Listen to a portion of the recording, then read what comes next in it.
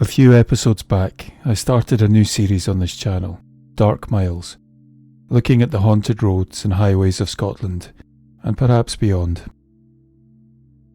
We began with the A75 in Dumfries and Galloway, a stretch long known as Scotland's most haunted road. Along its lonely miles, people have reported figures on the roadside, phantom vehicles, and apparitions that vanish as quickly as they appear. But the A75 isn't alone in these stories. There's another road that cuts right through the country. It's older, longer, and with far more history. The A9. From Falkirk to Thurso, it runs up the spine of Scotland, through the Cairngorms, across old clan lands and battle sites, past lochs, glens, and forgotten tracks. At first glance, it's just another busy trunk road. But the A9 carries more than traffic. It carries history and memory. And some of that memory surfaces in ghost stories. Some of these stories are tied directly to the road itself. Strange figures at the roadside, phantom coaches, drivers who glimpse people that vanish in the beam of headlights.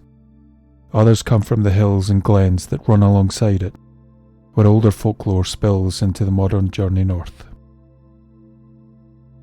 Some of these tales are centuries old, others are recent. A few sit somewhere in between, part memory and part myth. This episode is about these stories. This is Dark Miles.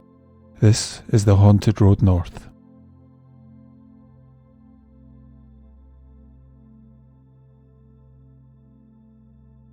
Parts of the A9 closely mirror the military roads built after the 1715 and 1745 Jacobite uprisings.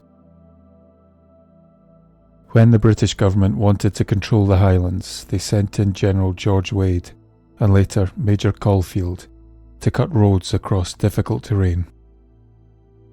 These roads were not originally built for trade or travel, they were built for troops, to reach the rebellious clan territories and subdue them, to respond quickly, to make sure that uprisings like Culloden couldn't happen again.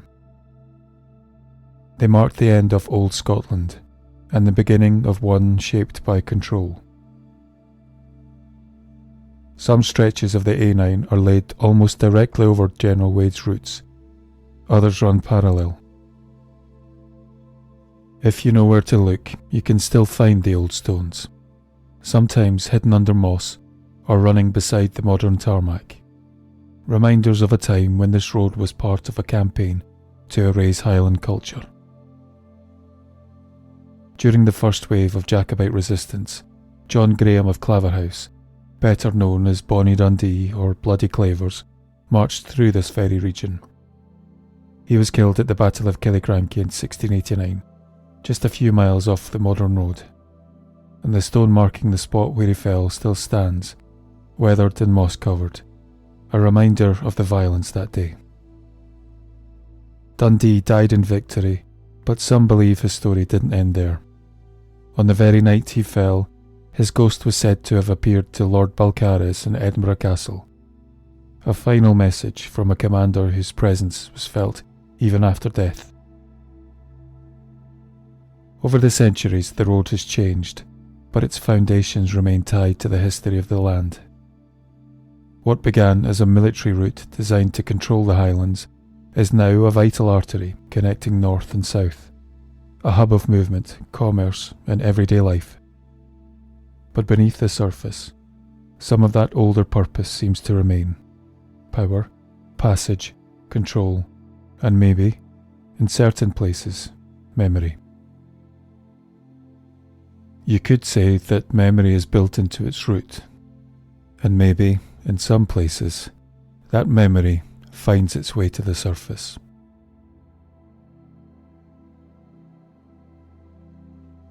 Some of these stories go back centuries, others have been reported in the last few decades. Most never make the papers, but ask the right person in the right place, and you'll hear them. Stories from drivers who took the same route hundreds of times and saw something they still can't explain.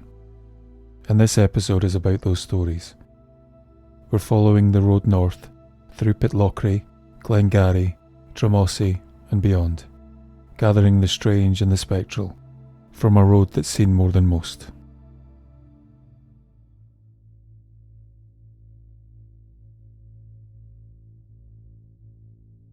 For our first account, I want to take you back to 1984, when I was just a wee boy.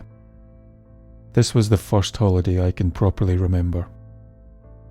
My mum had booked us a week at Foscali Caravan Park, just outside Pitlochry, my first caravan holiday, and my first real holiday in Scotland. I still remember the drive north, crossing the old Forth Road Bridge, and my sister and I counting the number of cars built in the same year as our trip. The stretch of the A9 between Dunkeld and Pitlochry left my head on a swivel, trying to take everything in. I'd never seen so many trees, and my imagination was already running riot with images of Highlanders and Jacobites hiding from redcoats among the woods. I knew this week would stay with me. The next day, we walked the short distance along the River Garry to the Soldier's Leap at Killiecrankie, and it was there that my mum bought me my first ever ghost book, Scottish Ghost Stories by Elliot O'Donnell. You can imagine my mix of terror and excitement when I opened it to find that Pitlochry itself featured in its pages, and, as it happens, it's the starting point for our haunted road trip.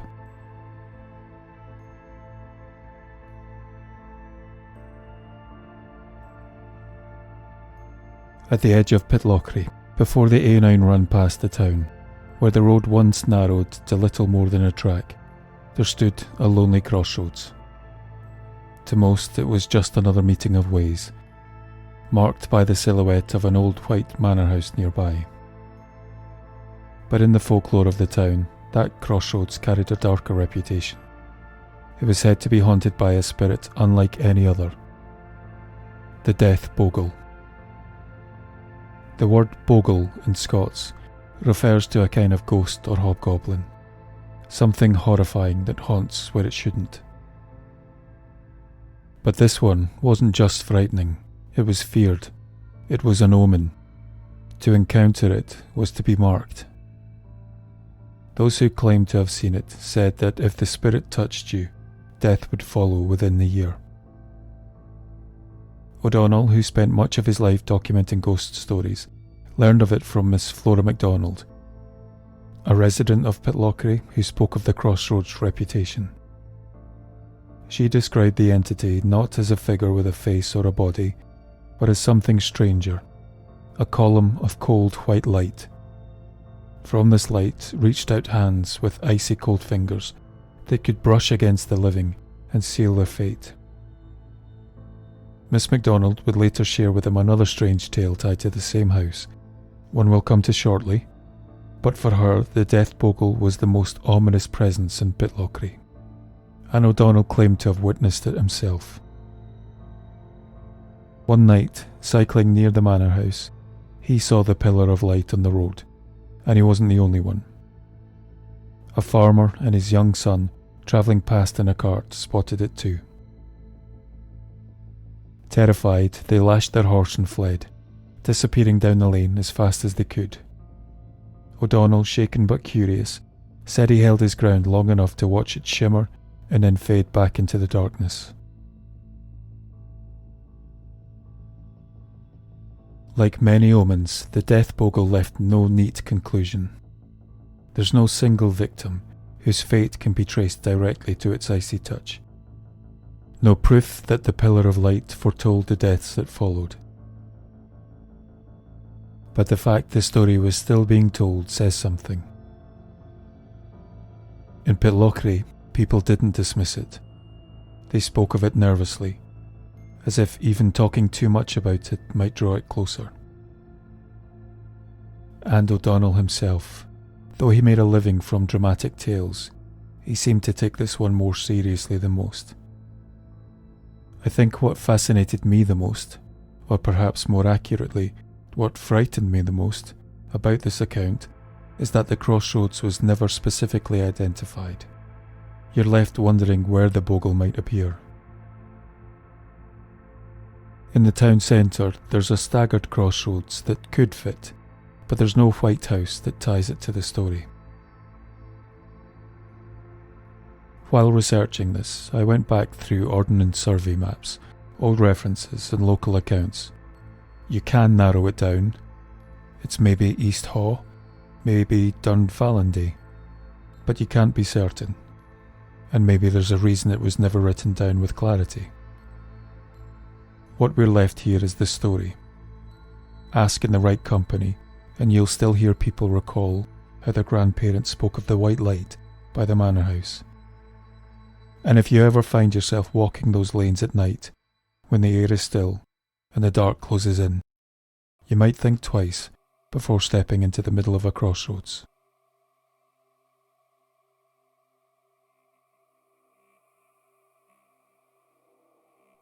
When O'Donnell published Scottish ghost stories, he leant heavily on the voices of locals.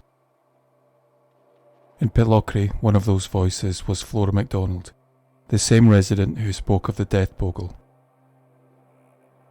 But she also shared another equally strange detail tied to the White Manor house nearby. She told O'Donnell of a candle kept in the house, one that could be lit but never put out. No matter what was tried, water, air, even the proper tools, the flame would only gutter briefly before springing back to life. For Flora, it wasn't a curiosity, but part of the same haunting that gave the crossroads its reputation. At first, O'Donnell presented it almost as a curiosity, one of those odd little details that seem to come with older houses.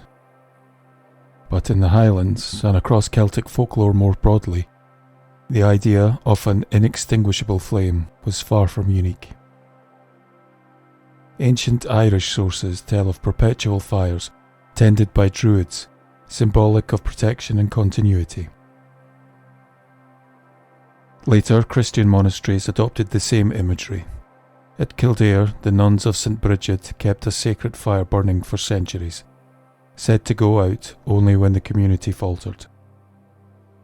In each case, the fire was a marker of something more, a presence, divine or otherwise, that refused to be extinguished. In Pitlochry, though, the flame was no sacred relic, just unusual. A candle that burned without reason, linked to a house already rumoured to be haunted, and linked to a death bogle. This candle carried different associations. Could it be a spirit refusing to rest, made visible in firelight? Like the bogle, was it an omen? A sign there was something unnatural trapped within the walls. To Miss MacDonald, it was simply another part of the story, woven into the folklore of the place. And what makes her account valuable is the context in which she gave it. Early 20th century Pitlochry was a small town, not yet the tourist hub it would become. Stories passed by word of mouth, told in kitchens and firesides, often by those who genuinely believed them. O'Donnell, for all his reputation as a dramatist, preserved these voices in print. And thanks to him, Miss MacDonald's recollections survived beyond her lifetime. Whether the candle was ever real, or whether it existed only in the imagination of those who lived near the manor house, its legend ties it into a much older tradition, that some flames can't be put out because they belong to something beyond us. Today, little remains of the house's reputation, except these fragments. But in Pitlochry's folklore, the inextinguishable candle still flickers, a reminder that some hauntings are not only heard or seen, but carried in the light that refuses to die.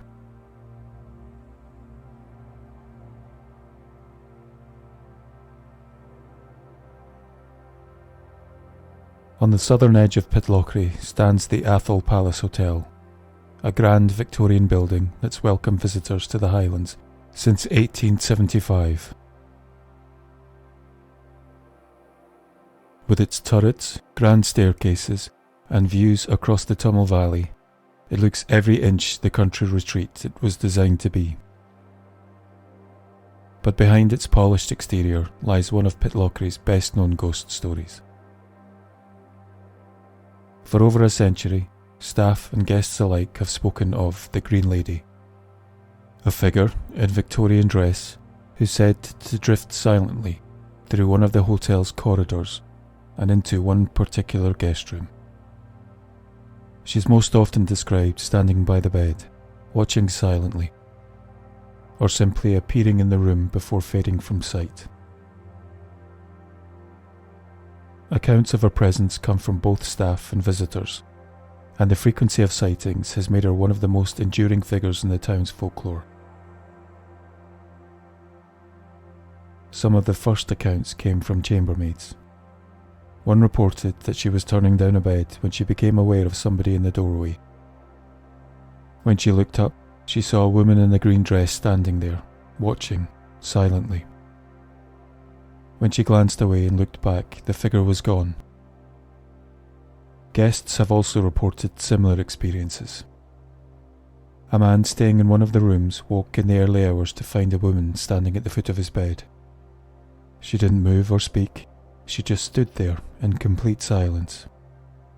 He described her expression as calm, perhaps even sad, but the shock of seeing someone in his room was enough to send him downstairs to the reception area immediately. Others have described the same figure. Some felt she carried a sense of sorrow, while others thought there was something more frightening about her presence.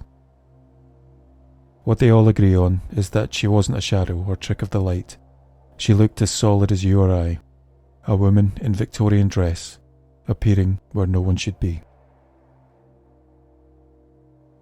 There's been speculation about her identity, and it's gone for years. Some believe she may have been a governess or a servant from the early 20th century, when the building served as a school for girls during the First World War. Others suggest she could be tied to the hotel's Victorian origins, perhaps a staff member or a guest who met with misfortune. Whoever she is, there is no definitive answer, but her association with the corridor and the one room in particular has never changed. The reports became so consistent that the hotel for a while stopped assigning that room to guests. Staff would use it for storage or keep it locked, rather than risk late-night complaints or sudden guest departures.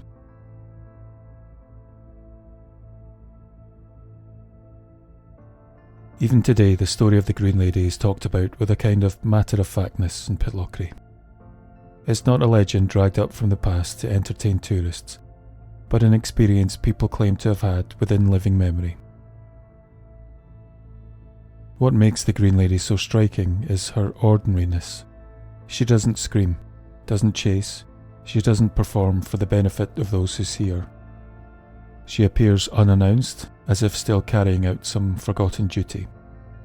And in that way, she resembles many of Scotland's so-called Green Ladies, spirits tied to old houses, castles, often schools, and often associated with women who lived in service rather than in power. For people staying at the Atholl Palace, the thought of her presence may frighten, but it also connects the hotel to the layers of history it's lived through. Beneath the modern luxury, the building has been a school, a workplace, and a home. And it could be argued the Green Lady is a reminder of that, a shadow of someone who walked those corridors long before today's guests, still keeping watch in the heart of Pitlochry's most famous hotel.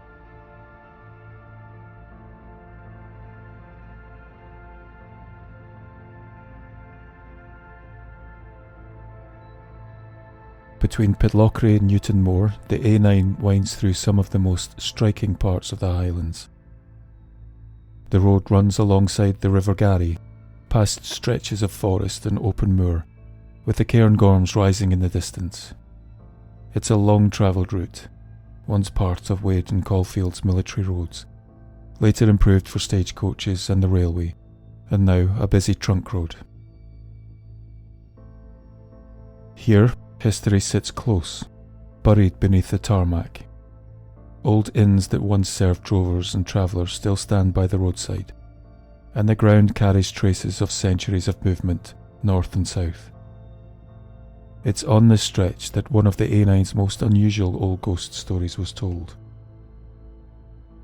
Drivers have spoke of sudden figures on the verge, shadows where no one should be, and strange shapes caught in the beam of headlights at night. But in the early 2000s, a family travelling north reported something far more vivid. A vision so detailed, so out of place, it stayed with them ever since. Lizzie Lane from the Isle of Arran was in the car that night with her husband and their 12-year-old son. They were driving north, headlights carving through the dark, when the road ahead lit up with a vision she still struggles to put into words. It was like seeing through time, she later said. We saw a coach, like the one the Queen uses on state occasions. It was being pulled by immaculately groomed white horses. Everything was illuminated in the most perfect, glittering detail. The family described an ornate golden carriage, its sides gleaming in the night. Beside it rode footmen in full period costume, wigs powdered white, stockings pulled to the knee, jackets embroidered and gleaming as if newly stitched. At the rear of the coach, a man stood on the small footplate, looking back over the road as though keeping watch. Every detail from the harness of the horses to the trim on the coachman's breeches seemed vivid and complete, and yet utterly impossible. At first, Livy thought it must be a film set. The image was so exact, so elaborate, that it was easier to believe in actors and cameras than in the alternative. But there were no lights, no crew, and no signs of filming. And in any case, who would stage something like that on a dangerous stretch of live road in the middle of the night? The other drivers on the A9 seemed oblivious. Cars passed in both directions, headlights washing over the vision without slowing, without a single horn or swerve. The horses, so solid in appearance, stood unbothered by the roar of lorries and the rush of cars. The coach seemed to exist only for Lizzie, her son, and her husband. They drove past without stopping, the traffic too heavy, the road too fast to pull over. Lizzie and her son twisted in their seats, trying to take in every detail, while her husband, fixed on the wheel, caught only fleeting glimpses, but he saw enough. Once a committed skeptic of anything supernatural, he admitted later that the coach had shaken him, that it was unlike anything he'd ever witnessed before. For Lizzie, the memory is sharp. The golden gleam of the carriage, the flash of white horses, the figure at the back turning his head as though to make sure all was clear. She's no doubt about what she saw. But in Scottish folklore, phantom coaches rarely appear without meaning. They're often spoken of as warnings, omens of tragedy, or echoes of the dead on their final journey. To see one was not a blessing, but a sign that something was out of place, that misfortune lingered close at hand. It's a pattern that reaches across Scotland. At Lairn Farm, where my parents once lived, there was an old belief in the death coach that would thunder up the drive before stopping at the farmhouse door. To hear it, or to see it, was said to mean death. I wrote about it in Hidden Haunt Scotland, and it struck me then, as it does now, how these stories carry the same feeling, even in places far apart.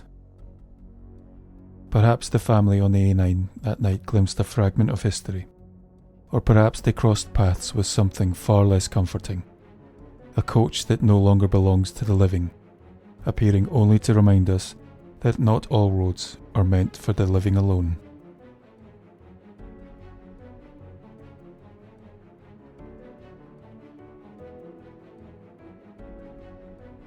For our next story, we detour slightly from the A9. On the very rare occasions I'm not researching, writing or recording, I like to get out into the countryside. and one of my favourite areas to walk is around Blair Atholl. I must have been there over 100 times. Sometimes climbing peaks like Garnaclamain, other times following lonelier trails through places like Glen Banvie. It's an area where I feel at home, and if I'm honest, somewhere I'd love to move to one day, when I grow up. But it's not only the landscape that draws me back, it's the history and the folklore. High above Blair Castle, in the hills of Atholl, rises the massif of Beinn Macdui. Even today it dominates the skyline, its ridges stretching out like waves of stone. To the people who once lived in its shadow, it wasn't just a mountain, but a place of mystery. They said you can fire a rifle in one of its many corries, and the sound would never carry to the others, as if each is sealed off, self-contained, a world of its own. Folklore also spoke of strange lights and sudden storms, of animals behaving oddly, and of a presence that seemed to watch from the slopes. There are old stories that say Beinn Macdui was also once home to a witch. Not the hunched figure of fairy tales, but something older and perhaps more dangerous, a shapeshifter. It was believed she could change her form at will, appearing as a deer that lured hunters astray, or an eagle that swooped down to scatter sheep and panic horses. At other times she was an old woman who appeared without warning in the paths of travellers. People feared her, not only for what she was, but also for the belief that she was able to control the powers of nature, even the weather itself. One story, recorded in the 18th century, tells of two poachers who set out on the hill one evening in 1733. They were men not unfamiliar with the mountains of Scotland, but that night the weather turned against them with an unusual, seemingly supernatural force. A storm rolled down from the corries, and the rain lashed so hard they could barely see the ground ahead of them. With night falling, they stumbled towards a rough bothy on the hillside, hoping to find some kind of shelter until morning. Inside, they found a fire already lit, and an old woman sitting by it. She looked harmless enough, wrapped in tartan and leaning heavily on a stick. The men, though, were grateful for the heat and for company in such a storm. They soon sat down to dry themselves. For a while there was only the sound of the fire and the wind howling in the stones, and then the woman spoke. She told them she knew who they were and what they'd been doing. They were not the first to take deer from Beinn Macdui, but if they wished to go on living in peace, they would have to strike a bargain. Each month, she said, they were to leave a fat deer at a cairn on the hillside, and if they failed, the storms would return, and worse would follow. The terrified men agreed, and the story goes that for many months they kept to the pact. At the appointed time, they dragged a carcass to the cairn and left it there, and while they did, the strange storms that had plagued the glens ceased. Crops grew, livestock thrived, and the hunters found the hills more bountiful than before. As suddenly as she had appeared, the witch was gone.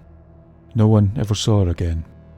But in Atholl her story was still told, a reminder that Beinn Macdui was not just a mountain of rock and heather, but a place where old powers were once believed to walk. Even now, when the mist clings low to the ridges, and the wind comes down sharp from the plateau, some say the mountain has a mind of its own, and that the witch of Beinn Macdui has never really left. The tale is usually dated to 1733, though it's worth saying there's no historical record to confirm it. We don't know what the weather was like on Beinn Macdui that night, and no names survive for the two poachers. What we do have are fragments in folklore collections and local retellings, stories passed down and repeated. That doesn't make them less interesting, but it does remind us we're in the territory of legend rather than documented fact. And what's striking though is how the story has remained. People in Atholl still know it, and the idea of the mountain as a place of power remains.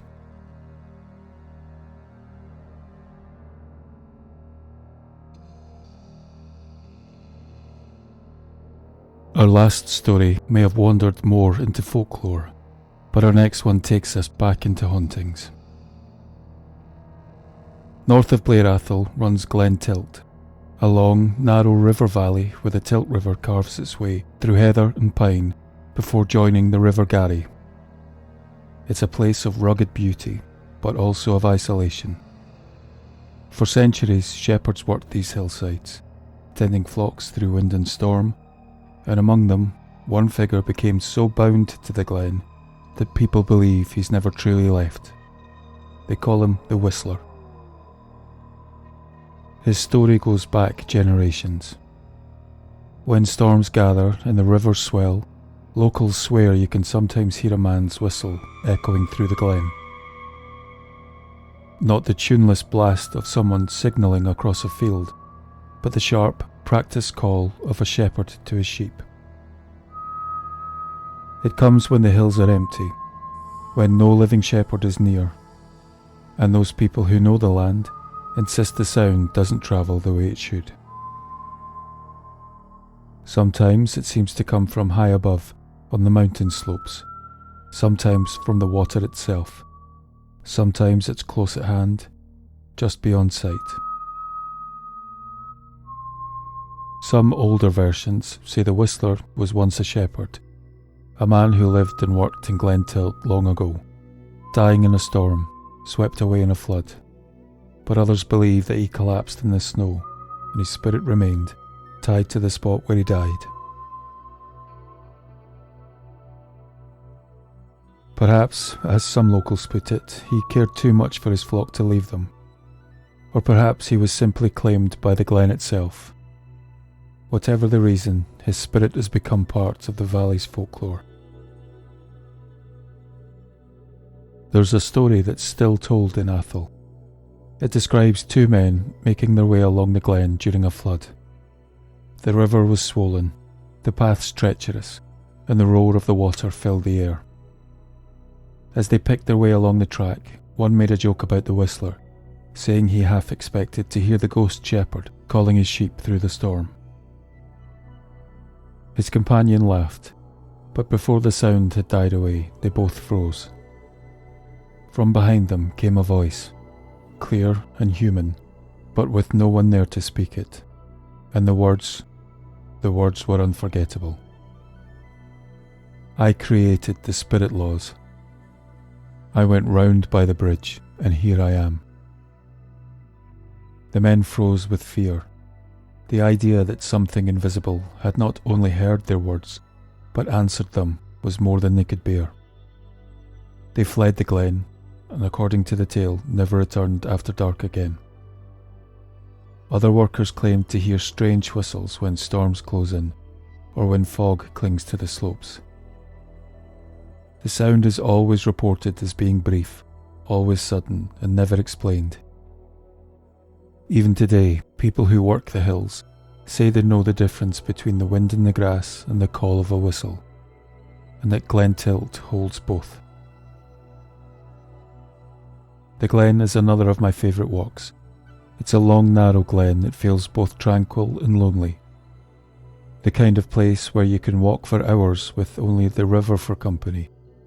I've been up there many times, and no matter how peaceful it feels, there's always a sense of watchfulness in the air. Knowing this story, I can't help but keep an ear out as I go, wondering if I might catch that sudden, sharp note people talk about. The shepherd's call that shouldn't be there, the whistle that belongs to no one living.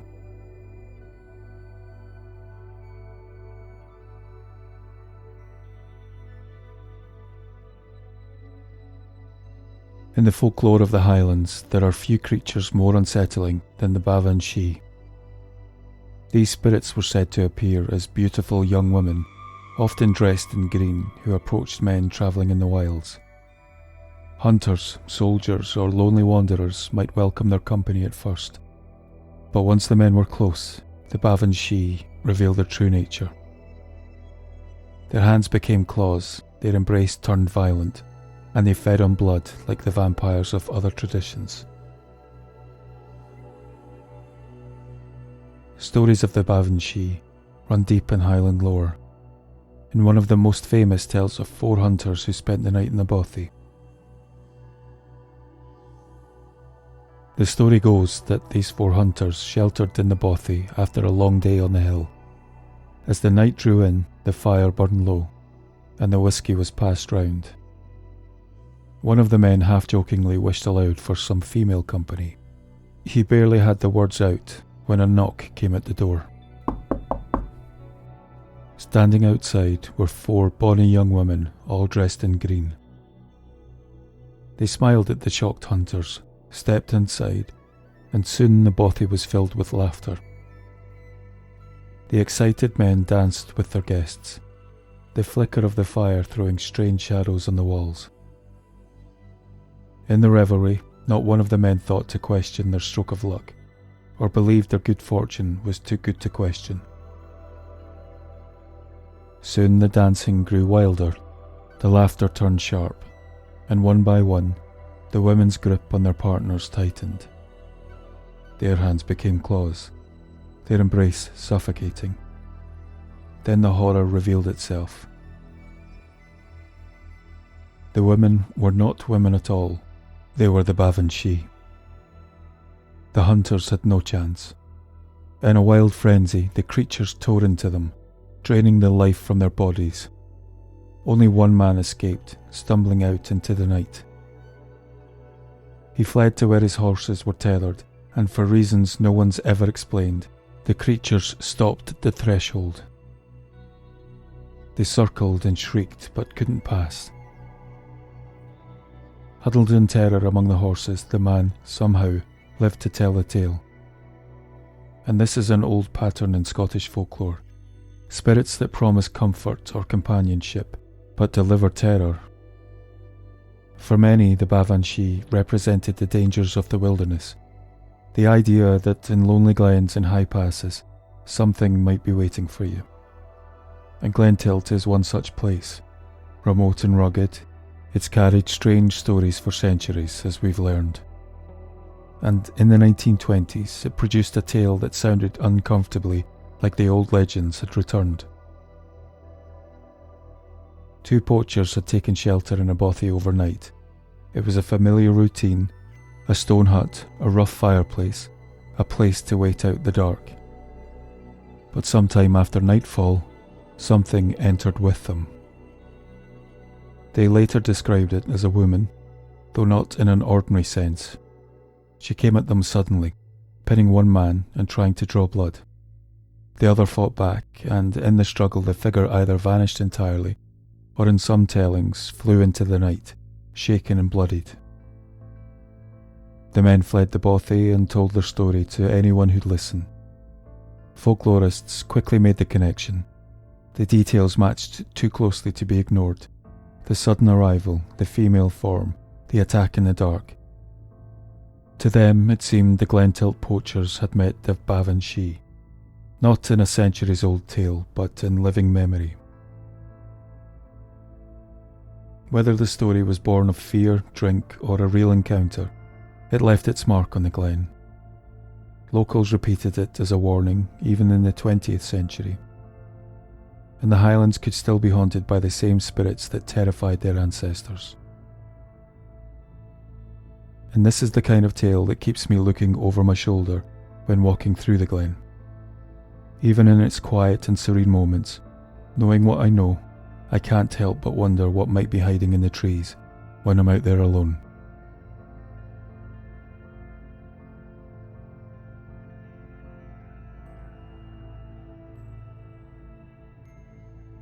Just outside Kingussie, and easily visible from the A9, the ruins of Ruthven Barracks stand on a low hill.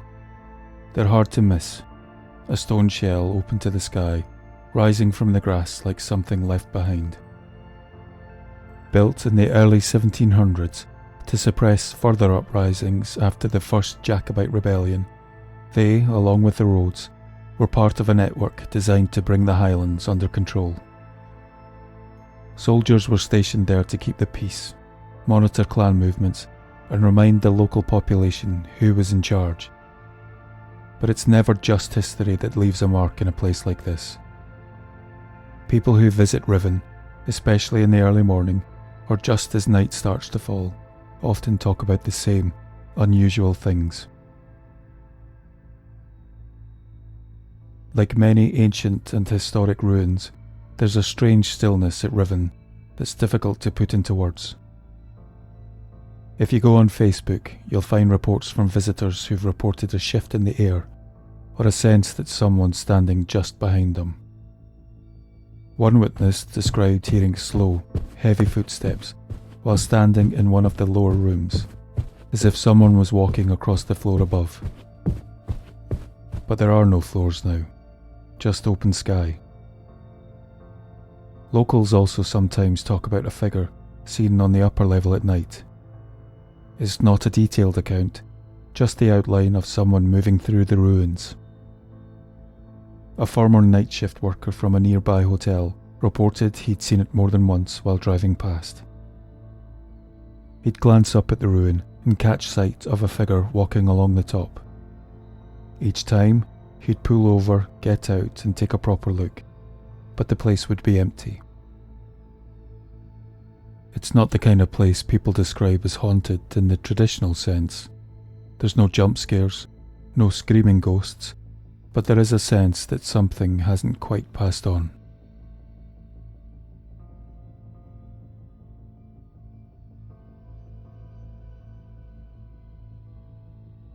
South of Inverness, the A9 rises over a stretch of road called Drumossie Brae.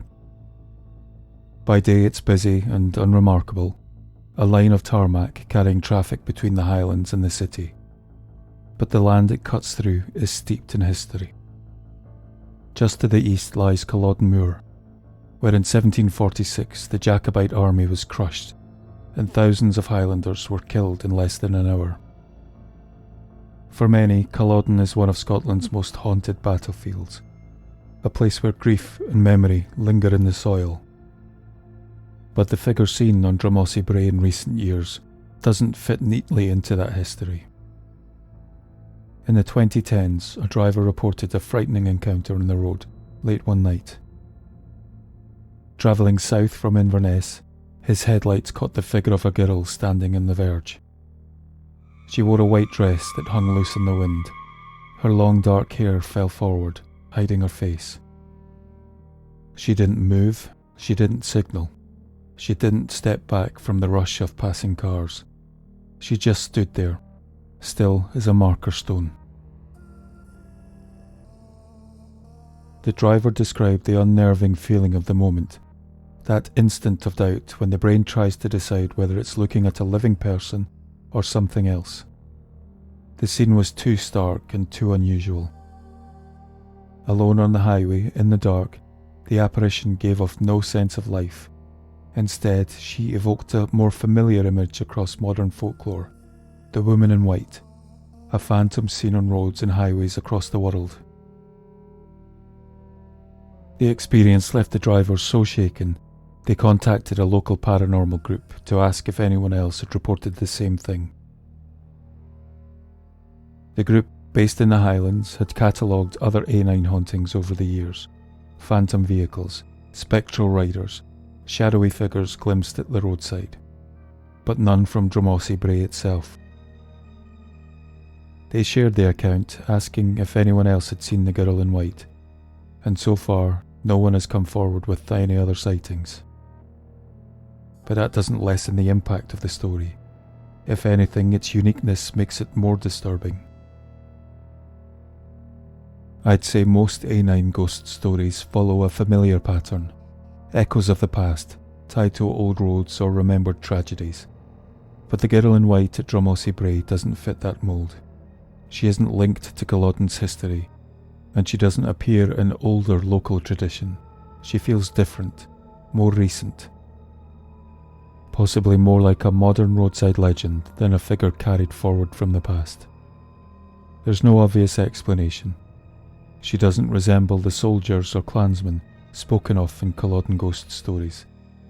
No folklore places a woman in white on the moor. Perhaps she's a newer presence, a figure born from the road itself, rather than the battlefield beside it.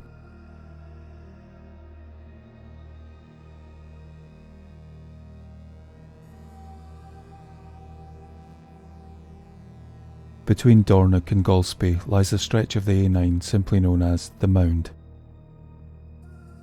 At first glance it looks ordinary enough, a narrow causeway where the road crosses the mouth of Loch Fleet.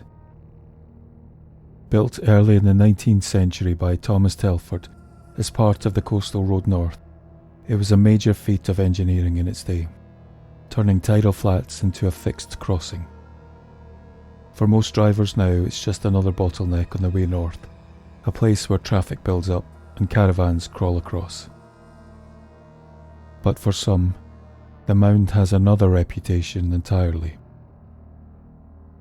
Over the years, there have been repeated reports of a horse and rider on this stretch of road.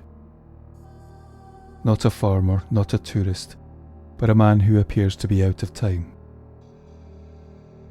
One motorist described it plainly, a Victorian gentleman on horseback, riding slowly by the causeway. He was dressed in period attire, coat, waistcoat, high collar, with an unmistakably sorrowful look on his face. The motorist only witnessed him for a few moments, but it was enough to know something wasn't right.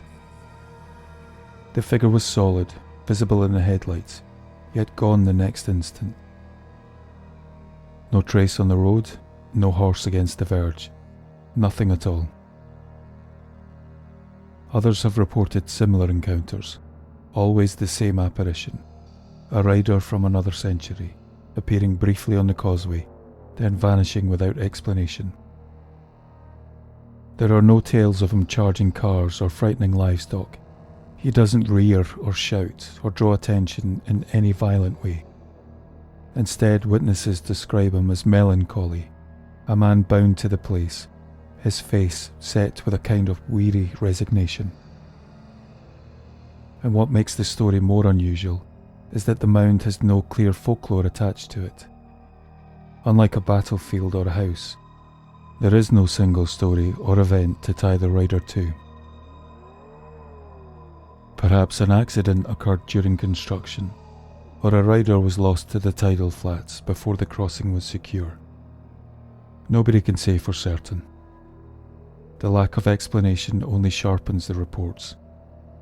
Each sighting reported as matter of fact, told in the same tone, a horse, a rider in Victorian dress, gone before the mind can catch up.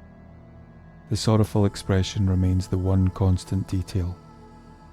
It's as if the man knows he's trapped, bound to a road that carries traffic day and night, but never carries him home.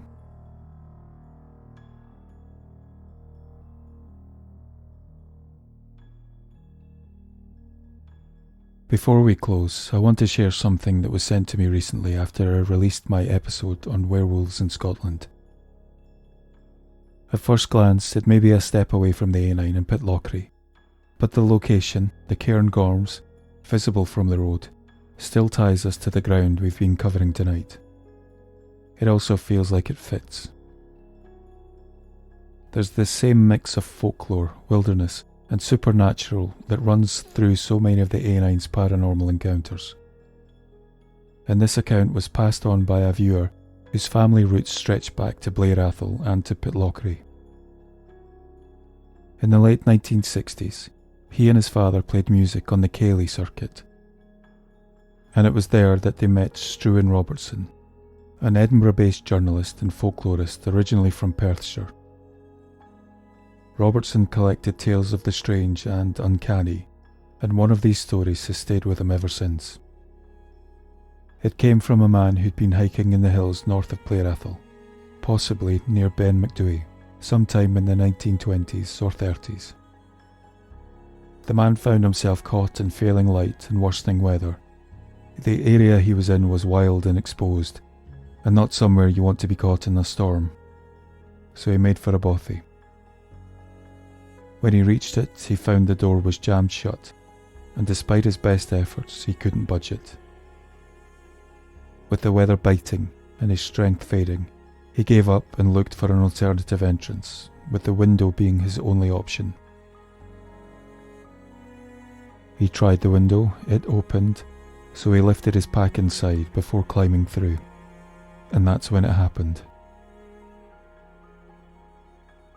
As he swung one leg through the window into the pitch-black bothy, a hand, or something like a hand, clamped down on him.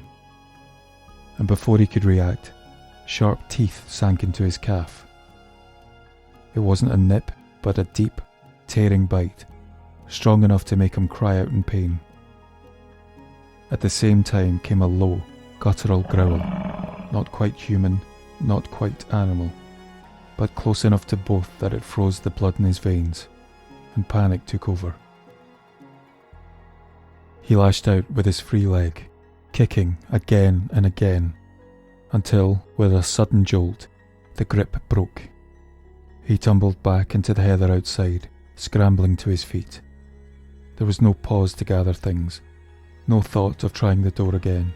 He ran, half sliding, half stumbling down the hillside, never daring to look back at the window. Whatever had bitten him was still up there in the dark, and he knew that if he slowed for even a moment, it wasn't the weather that would be the death of him. When Robertson later spoke with the man, he admitted he first thought it sounded like just another wild tale. But then, the hiker rolled up his trouser leg. The scar was there. Not like a human bite, more like the jaws of a dog or wolf. Yet he'd experienced the unmistakable grip of human hands. What exactly grabbed him and bit him that night has never been explained. You could argue it was an animal, though what kind of beast could grip like a man, yet bite like a dog is harder to pin down, especially in Scotland, where our biggest predator is a fox. I wonder if this account connects to the stories of Amphir Leamor, the big grey man said to haunt Beinn Macdui. Hikers there have spoken of heavy footsteps, a shadow following close behind, or the overwhelming sense that something immense is watching.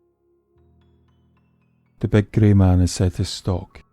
I am unaware of any accounts where it's attacked, and the man who fled the bothy never described seeing such a figure.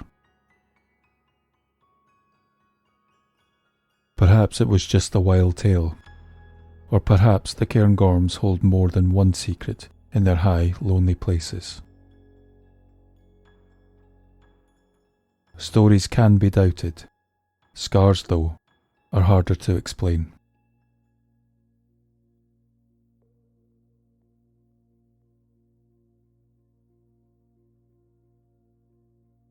The A9 and the country it crosses are studies in contradiction.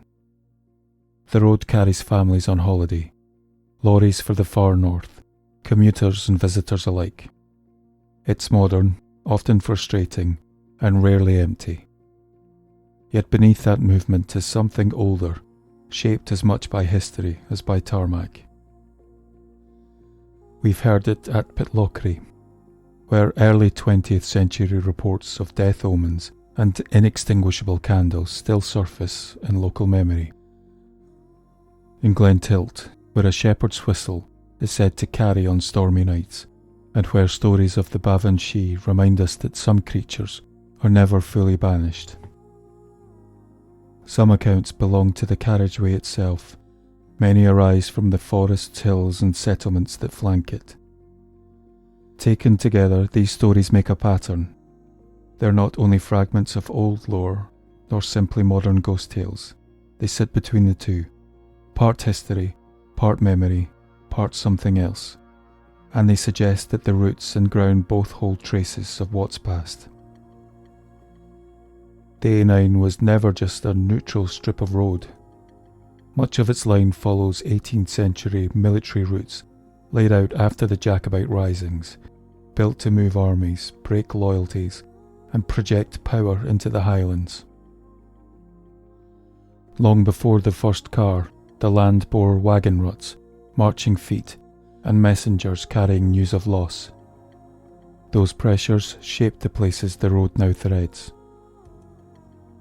Today the A9 is a vital artery, linking the Highlands to the south and carrying goods, workers and visitors hour by hour. Yet, for all its modern purpose, the road and the ground it runs across still gather reports that are difficult to explain. Most of us will drive it without incident, watching the miles slip by. Mountains rise and fall, locks catch the light.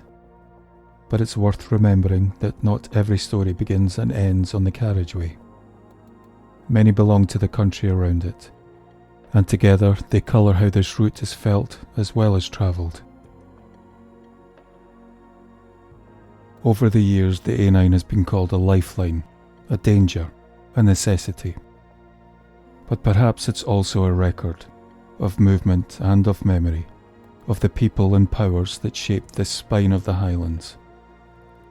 And if a road born of 18th century control and oppression still carries such stories today, it leaves a final question. What are we building now?